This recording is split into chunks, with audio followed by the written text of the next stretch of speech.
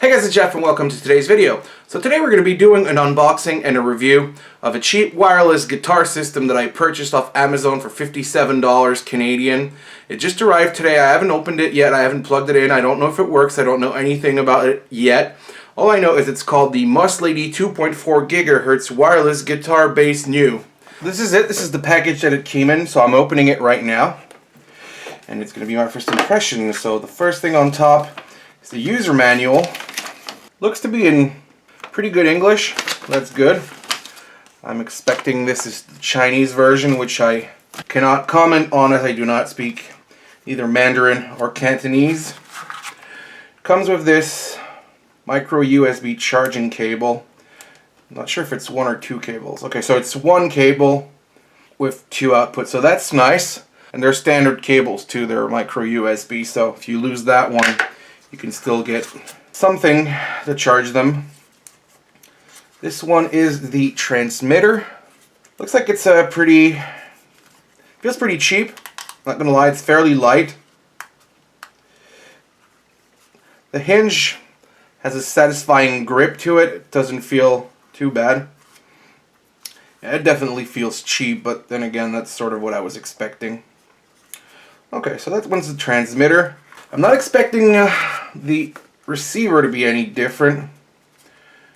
Yeah, it's pretty much the same weight. Feels the same. The hinge is pretty good too. All in all, pretty much what I was expecting. Let's turn them on, see if they have power. So yeah, definitely have power there. Turning that one on too. And it looks like they synced automatically, which is good. So I didn't open the box before. I just opened it in front of your eyes, turned them on, and it looks like they synced. I'm going to turn that off now.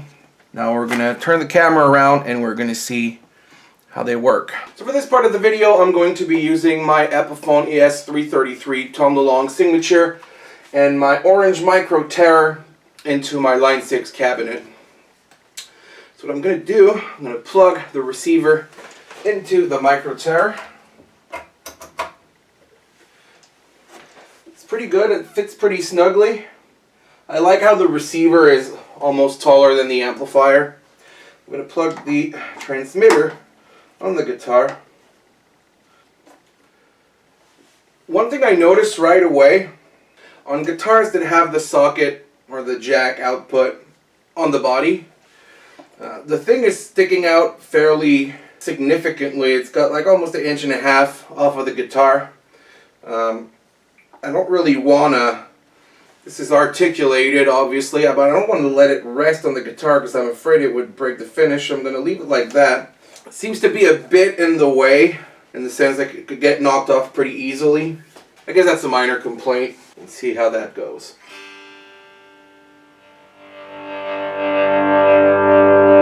So we're getting sound. It's already pretty good. I'm going to turn down the gain here.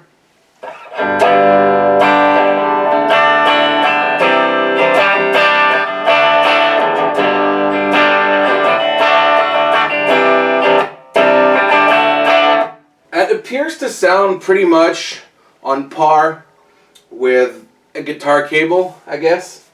On the clean, it does sound good. What I'm going to do now, just because I think I heard some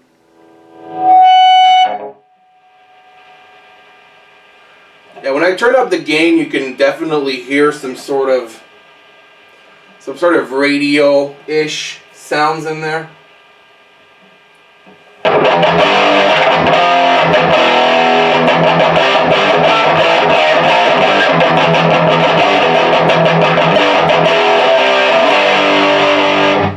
There is a bit of parasite noise for sure in there that I don't get with the cable, but it's quite tolerable. You can't really hear it when you play with the gain. You don't hear it at all when there's no gain. Maybe if you're playing in a situation where you use a lot of gain and you don't have a noise suppressor, I don't know why you would ever do that, but let's say you do, then yeah, I guess it could potentially pick up a bit of parasites on the signal. I'm going to give these a bit of a dynamic response test just to see how they perform.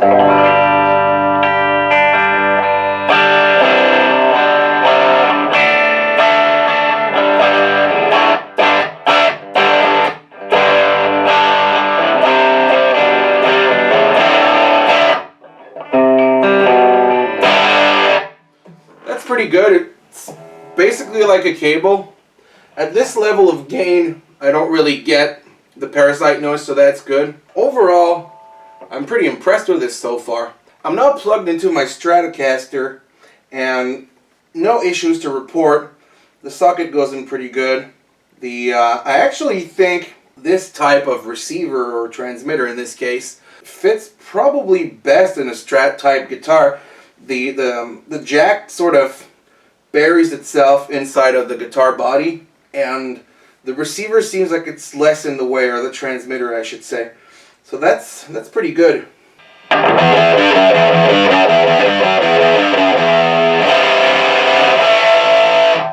What I've gone and done now is plug it in to my bass amplifier and into this bass just to see if it performs as well in bass. There's really no reason why it shouldn't, but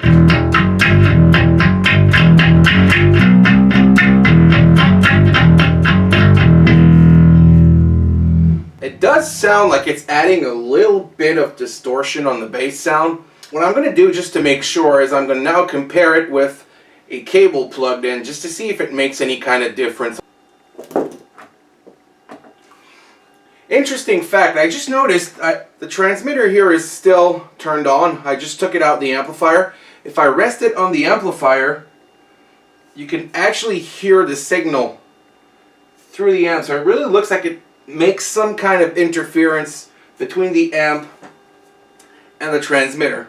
It's nothing major, but it's still there. I think it's something that you need to consider. So what I'm going to do is I'm going to take these off of the amplifier as to not nullify my results.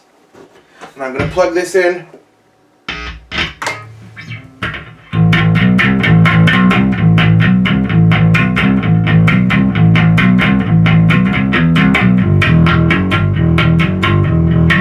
I don't know if the difference is perceptible on the camera, but it really does seem to introduce that very tiny bit of distortion to the signal. I didn't quite notice it on the guitar.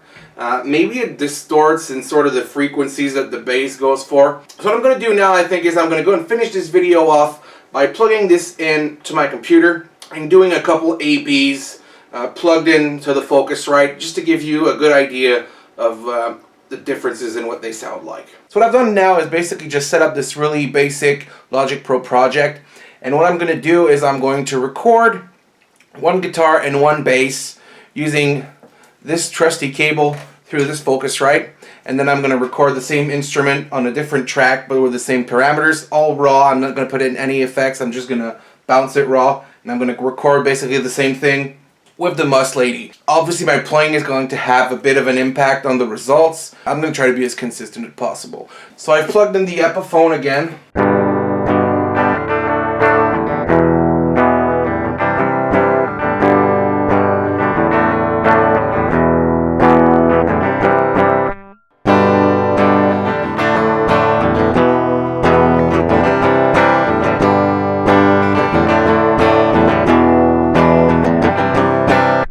What I'm going to do now is repeat the same process, but for the bass.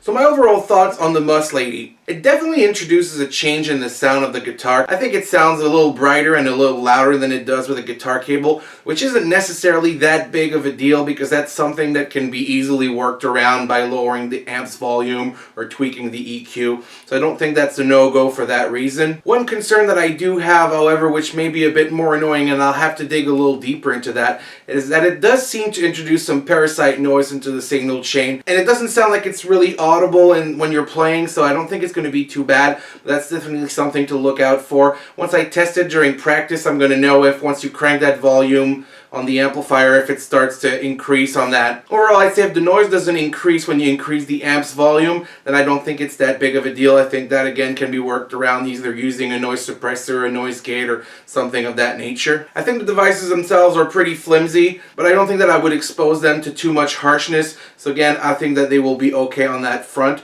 I think the hinge is of decent enough quality that it's not going to break on me too soon. I have some minor concerns about how it fits on my guitars that have the jack on the front of the guitar. But other than that, again, that's pretty minor. Very few guitars that I own have jacks that are close to my playing area, so I don't think I would ever hit that with a pick or anything like that, so that's a pretty good thing. One point that I haven't been able to test, obviously, during this review is the battery life, how long it takes to charge and things like that. So they're expected to work for like 5-6 hours before they need charging, and then charge for like 4 hours. I don't know how long this is going to be true for, if it even is true at all. I will report on that once I know more. I'd say for the next couple of practices and shows, if I'm going to be using the Muslady, I'm definitely going to be keeping a guitar cable around. In fact, I think I'm always going to be keeping a guitar cable around just in case something goes bad. Another thing I haven't really been able to test so far is the actual playable distance that you can get from the amplifier, and if it introduces any kind of delay when you get further away. I think that's something that I will find as I go, and I can report on that maybe in a month or two, give you a month ownership report or something like that. And so I would overall give the Muslady a 6.5 out of 10. Originally I was going to give it maybe a 7 or 7.5 because it's fairly cheap and it does seem to work pretty good. One thing, however, as I said, that I'm really concerned about is this noise that is introduced in the signal chain that I don't really like. That's why I'm knocking it down a few points. But I'd say 6.5 out of 10. For something that costs $57 for a wireless system, I think is pretty good. So would I recommend it? Overall, I'd say yeah, kinda. If you're in the market for some kind of cheaper alternative to a more expensive wireless system, you want to try it out, or you're unsure if you're going to like it, or you're a beginner, you don't have a lot of money for it, I think it could work pretty good for you. But anyway, guys, that's been for me. I hope you found this video useful, and I will catch you in the next one. See you guys.